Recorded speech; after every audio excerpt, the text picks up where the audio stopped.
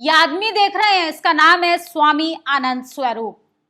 लेकिन इसका कौन सा रूप असली माना जाए, इस बहरूपिये की जब हकीकत आप जानेंगे तो आपके रोंगटे खड़े हो जाएंगे। सोचिए किस मुंह से और किस जाति से आने वाले लोग इतनी बकलोली करते हैं सिर्फ टीआरपी बटोरने के लिए। कभी ये बददिमाग आदमी कहता है कि बीएन राव संविधान निर्माता थे, कभी कहता है कि बाबा साहब देशद्रोही थे। ऐसे लोगों पर ST/SC एक्ट में तो पहले मुकदमा दर्ज होना चाहिए और इनको जेल की सलाखों के पीछे भेजने का काम करना चाहिए, क्योंकि ऐसे बेलगाम लोगों की नाक में नकेल कसने का काम जरूर होना चाहिए। सोचिए किस तरीके से इस देश में ST/SC OBC के नेता अगर इसी पाखंड पर बात कर दे, इसी ऐसे बवाओं की पोल खोल दे तो सबको विवादित बयान बताया जाता है। लेकिन ये ढोंगी, ये पाखंडी, ये मनुवादी, ये जातिवादी मानसिकता से कुंठित आदमी अपने आप को कहता है कि मैं एक विद्वान हूं, और कैसे इस देश के संविधान निर्माता को एक चैनल पर बैठकर बखैती करने का काम कह रहा है। ये कोई पहली बार नहीं है। इस जाति से आने वाले तमाम लोगों की समस्या यही है। असल में जातिवादी बीमारी से ग्रस्त लोगों की यही समस्या है कि एक अंबेडकर को नहीं पचा पा रहे हैं। सोचिए किस तरीके से बाबा साहब का अपमान किया जा रहा है। अगर इस पर मुंह तोड़ कोई जवाब दे दे तो पीछे पड़ जाते हैं, आरक्षण को गाली देने लगते हैं, ST/SC एक्ट खत्म करो, इस तरीके की बदतमीजी करने लगते हैं। लेकिन ऐसे लोगों को मुंह तोड़ जवाब जरूर मिलना चाहिए। इसलिए चंद्रशेखर आजाद का जो बयान वायरल हो रहा है, उन्होंने कहा कि राम भद्राचार्य उसके कर्म है जो वो अंधा है, क्योंकि इनको आरक्षण विरोधी बयान देना है, इनको बहुजनों के खिलाफ बयान देना है। और सोचिए ये जातिवादी आनंद स्वरूप किस तरीके से नफरत फैलाने का काम करे। ये कहता है कि अंबेडकर राष्ट्रद्रोही थे, अंबेडकर धर्मद्रोही थे, अंबेडकर अंग्रेजों के चाटुकार थे, बौद्ध धर्म के कोई साक्ष्य नहीं, अंबेडकर की बिरादरी अफ्रीकन है, मुगलों के साथ भारत आए थे। अगर इनकी जात और बिरादरी पे आ गए ना मुंह खोलने के लिए, तो ये बाबा जो है, जो बकलोलियां कर रहे हैं, ये दुम दबा के भागते नजर आएंगे। सोचिए किस तरीके से जाति के झूठे और पाखंड वर्चस्व को बचाने के लिए ये लोग झूठ का सहारा लेते हैं। बस इनके पास एक ही कला है, वो है मुंह चलाने की कला। इनको लबर लबर करना आता है, लबराई के चक्कर में ये लोग एम्पायर खड़ा कर लेते हैं। और इसके अलावा इन लोगों को एक काम ढंग से नहीं आता, मेहनत के नाम पे इनके हाथ पांव कांपने लगते हैं। लेकिन इनकी जुबान जो है, ऐसा झूठ बोलते हुए शर्म नहीं आती है। सोचिए किस तरीके से ये स्वामी कह रहा है कि हम क्षत्रिय भी हैं और सवर्ण समाज के हिस्सा हैं। डॉक्टर अंबेडकर जी सर्व समाज और इस राष्ट्र के सिरमौर हैं, इस राष्ट्र के नर्म निर्माण लोकतंत्र की मुख्य धुरी हैं, इस भारत देश की गरिमा और माथे पर तिलक है। डॉक्टर अंबेडकर जी संविधान प्रारूप समिति के अध्यक्ष बाबा साहब अंबेडकर संविधान निर्माता हैं। आपको ऐतिहासिक ज्ञान की कमी है, इसलिए आप बौद्ध धर्म को नकार रहे हैं। अपने शिक्षित स्वजातीय से पूछ लीजिए। भारतवर्ष का प्रत्येक भूखंड में प्राप्त अभिलेख ये प्रमाणित करता है कि सभी क्षेत्र बौद्ध धर्म के अधीन थे। सोचिए इनका घर खोदने पर भी आ जाए ना तो भी बुद्ध के अवशेष निकल जाएंगे। ये लोग बौद्ध धर्म पर बात कर रहे हैं, इनके पाखंडवाद पर बात कर दिया जाए ना। CGI ने सिर्फ एक टिप्पणी दी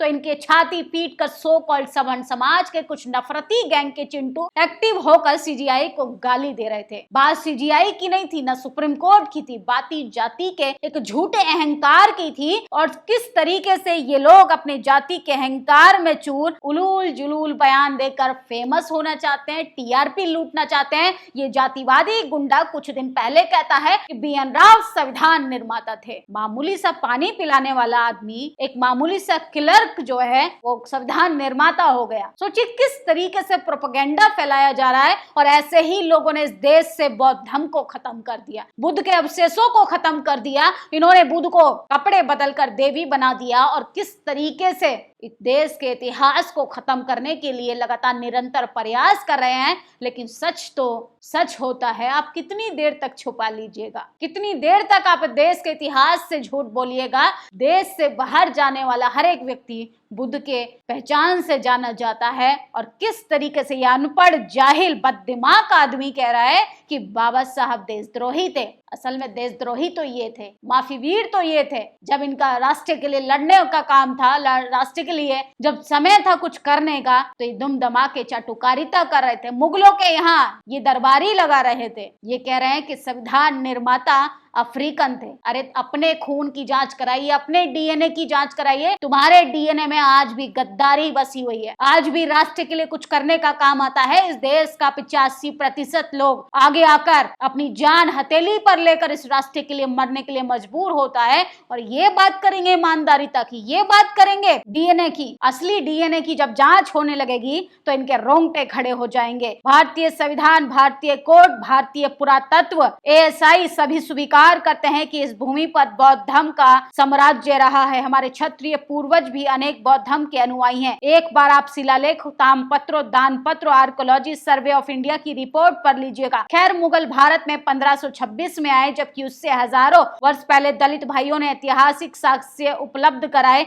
इसी भूभाग के मूल निवासी और वह बाहर नहीं गए। आपको बाबा साहब डॉक्टर अंबेडकर भारत रत्न से आपत्ति होगी, क्योंकि पंडित नेहरू या अन्य 67% एक ही वर्ग के भारत रत्न से आपत्ति नहीं। हम समस्त भारतीयों को अंबेडकर जी पर गर्व है। और सोचिए किस तरीके से यह जातिवादी गुंडा 2% का आदमी बता रहा है कि संविधान निर्माता बाबा साहब नहीं थे, संविधान निर्माता देशद्रोही थे, संविधान निर्माता अफ्रीकन थे। मुंह खोलने से पहले इन्हें खुद पर शर्म नहीं आती है, खुद पर हंसी नहीं आती है। किस तरीके से ये लोग बेशर्मी का नंगा नाच करते हैं सिर्फ जाति के अहंकार में रहकर, और इनके पास नॉलेज के दम पर कुछ भी नहीं है। जब जब आप इनसे बात करेंगे, तर्क वितर्क से जब इनसे आप बात करेंगे इतिहास पर, तो ये अपनी आस्था का रोना रोने लग जाएंगे और छाती पीटने लगेंगे कि हमारी भावना आहत हो गई, हमारी आस्था को ठेस पहुंची, हम तो आप कंप्लेन कराएंगे, हम तो मारपीट करेंगे। सोचिए, एक सीजीआई ने कह दिया कि अपने भगवान का मैटर है, भगवान अपने आप निपटा लेंगे,